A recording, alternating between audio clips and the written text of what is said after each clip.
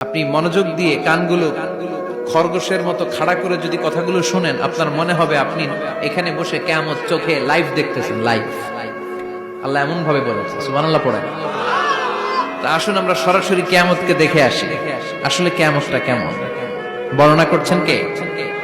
আল্লাহ। সূরার নাম হচ্ছে সূরাতুল কারিয়া। কি নাম? আওয়াজ করে উত্তর দিতে হবে। সূরার নাম আল কারিয়া। চিৎকার মেরে বলেন সূরার নাম কি? আল কারিয়া। এটা মাক্কি সূরা। কি সূরা? বিশ্বনবীর জীবনের দুইটা পর্ব, একটা মাক্কি পর্ব আর একটা মাদানী পর্ব। এটা মাদানী পর্বে নাজিল হয়নি, এটা নাজিল হয়েছে মাক্কি পর্বে। এই সূরার আয়াত সংখ্যা 11। এটা কোরআনের 101 নম্বর সূরা। এটা আল কুরআন আল কারীমের 30তম পারায় অবস্থিত একটা সূরা। আমাদের অনেকেরই মাশাআল্লাহ মুখস্থ আছে না? ইমাম সাহেব নামাজে প্রায় পড়ে, অনেকেরই মুখস্থ। শুনতে শুনতে কবে যে মুখস্থ হয়েছে আমাদের নিজেরাও জানি না। সুবহানাল্লাহ পড়েন।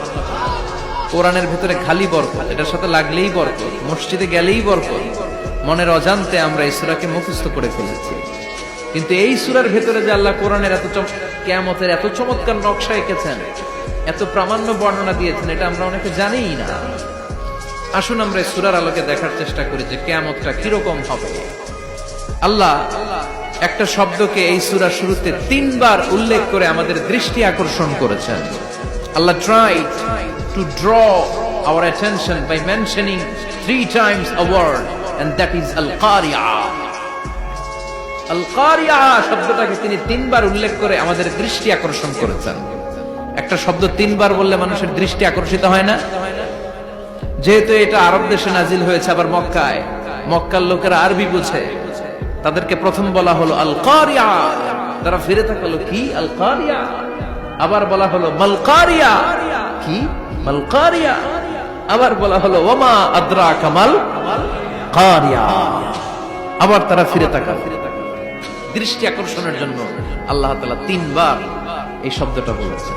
এজন্য এই শব্দের একটা সিগনিফিকেন্স, একটা গুরুত্ব, অর্থবহ একটা মানদণ্ড আছে না নাই? আল কারিয়া শব্দের অর্থ হচ্ছে বিকট আওয়াজ। আল কারিয়া মানে কি? কথা বলেন, আরো জোরে বলেন। বিকট আওয়াজ। এই বিকট আওয়াজটা তৈরি করার জন্য আল্লাহ তাআলা একজন ফেরেশতা তৈরি করেছেন, যার নাম হচ্ছে ইসরাফিল। নাম কি?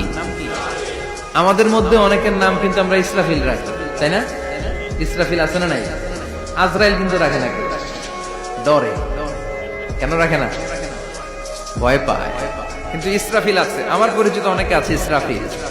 তো এই ফেরেশতার পা হচ্ছে জমিনের নিচে, মাথা হচ্ছে আকাশের উপরে। এই ফেরেশতার কাজ হচ্ছে ওই বিকট শব্দ তৈরি করা। উনি একটা সাইরেনের মধ্যে ফু দিবেন, হুইসেল দিবেন, ট্রাম্পেট। ওই ট্রাম্পিটে, ওই সাইরেনে, ওই হুইসেলে ফু দিলেই শুরু হয়ে যাবে আল কারিয়া। মাল ওমা আদরাকা মাল। এই ফেরেশতার দায়িত্বই হচ্ছে ওই বাঁশির মধ্যে ফু দেয়া। Whistle, siren, trumpet. আরবিতে এটাকে বলা হয় আসসুর। ইদা নুফিখা ফিস সূরি নাফখা ওয়াহিদা। যখন তিনি ওই সিংহে একটা ফু দিবেন, সব লন্ডভন্ড হয়ে যাবে, কিচ্ছু খুঁজে পাওয়া যাবে না। আল্লাহ ওনাকে তৈরি করেছেন শুধু এই হুইসেলের মধ্যে, বাঁশির মধ্যে 3টা ফু দেওয়ার জন্য। কয়টা? উনি সৃষ্টির শুরু থেকেই এই বাঁশিটাকে 2 ঠোঁটের মাঝখানে রেখে আল্লাহর আরশের দিকে তাকিয়ে আছে, and just waiting for the green signal। আল্লাহর পক্ষ থেকে সবুজ সংকেতের অপেক্ষায়। যখনই আল্লাহর অর্ডার করবেন, তখনই শুরু হয়ে যাবে আল কারিয়া। মাল ওমা আদরাকা মাল। সৃষ্টির শুরু থেকেই ইসরাফিল ফেরেশতা বিশাল সিংহাটাকে 2 ঠোঁটের মাঝখানে করে আরশের দিকে তাকিয়ে আছে, কখন আল্লাহ অর্ডার দিবে। অর্ডার দিতে দেরি, ফুৎকার দিতে দেরি নাই, ঠিক কিনা?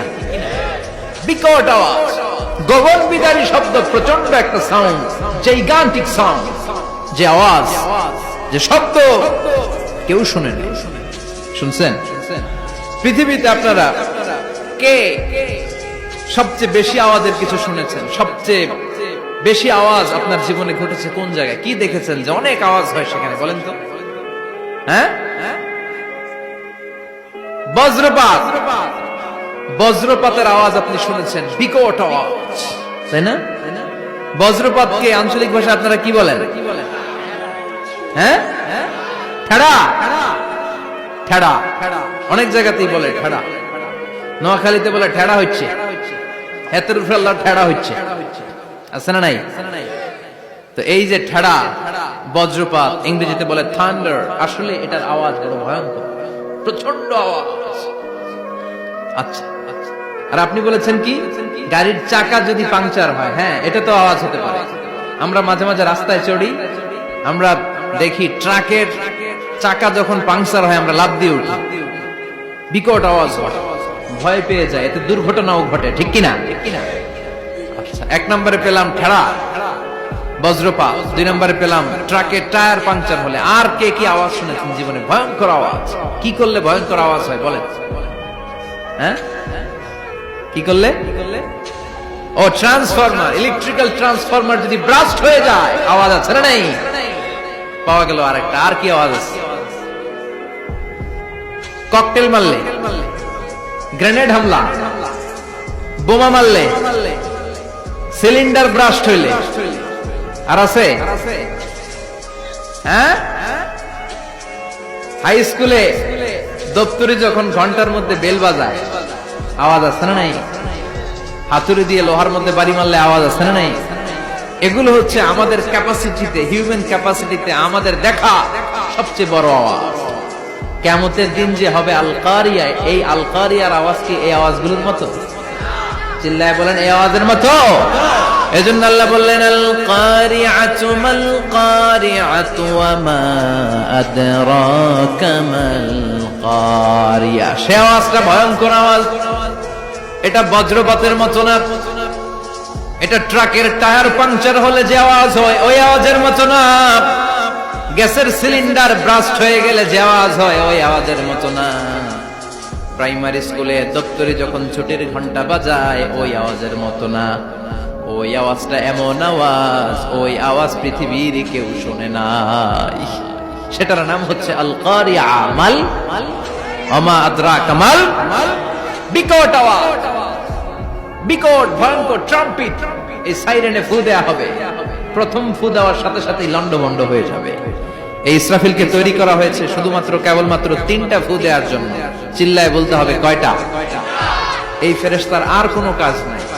তার আর কোনো কাজ আছে?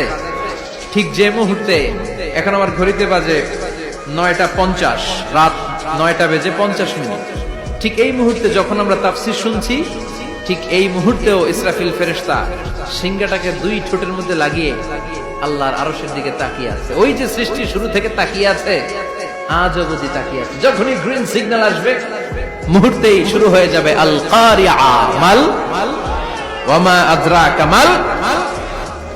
আল্লাহ বললেন সে আওয়াজটা হবে বড্ড ভয়ঙ্কর। প্রথম ফুৎকার যখন দেয়া হবে এটার বলে নাফকাতুল ফাজা। দুনিয়ার সব মানুষগুলো অবাক হয়ে যাবে, পুরো পৃথিবীটা কেঁপে উঠবে, পৃথিবীর বিল্ডিং গুলো দুমড়ে মুচড়ে পড়বে, পৃথিবীর বড় বড় যত পাহাড়গুলো আছে তুলার মতো বাতাসে পাহাড়গুলো তুলিত হতে থাকবে। আল্লাহু আকবার। আল্লাহ বললেন ইয়াউমা ইয়াকুনুন নাসু কাল ফারাশিল মাবথুস ওয়া তাকুনুল জিবালু কাল আহিনিল মানফুশ। সেদিন মানুষগুলো বিক্ষিপ্ত পতঙ্গের মতো নিক্ষিপ্ত হবে যখন আল কারিয়া, এই বিকট আওয়াজটা হবে। শুনতেছেন?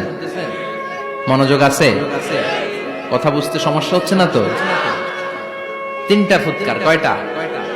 প্রথম ফুৎকার দেওয়ার সাথে সাথে মানুষগুলো বিক্ষিপ্ত পতঙ্গের মতো নিক্ষিপ্ত হবে। এই যে আরামসে বসে আছি, তখন আর বসে থাকা যাবে না। কে ধাক্কা খেয়ে কই চলে যাব টেরই পাওয়া যাবে না। আমরা এই যে বসে আছি এর কারণ হচ্ছে গ্র্যাভিটেশনাল একটা ল আছে, পাওয়ার। এটারে বাংলায় বলে মাধ্যাকর্ষণ শক্তি। কি শক্তি? কথা বলেন। কে আবিষ্কার করছে এটা? হ্যাঁ, কে? বিজ্ঞানের নিউটন, আইজাক নিউটন আবিষ্কার করেছে। আপেলকে সে নিচে পড়তে দেখে গবেষণা করে পেয়েছে গ্র্যাভিটেশনাল পাওয়ার। ওইটা থাকার কারণে পৃথিবীর সেন্টার সবকিছুকে নিচের দিকে টানে, নিজের দিকে টানে, ফলে আমরা বসে আছি। কিন্তু এই মাধ্যাকর্ষণ শক্তির বাইরে যদি আমরা আকাশে উঠে যাই আর কিন্তু কোনো টানাটানি নাই, আপনি শূন্যে ভেসে থাকবেন।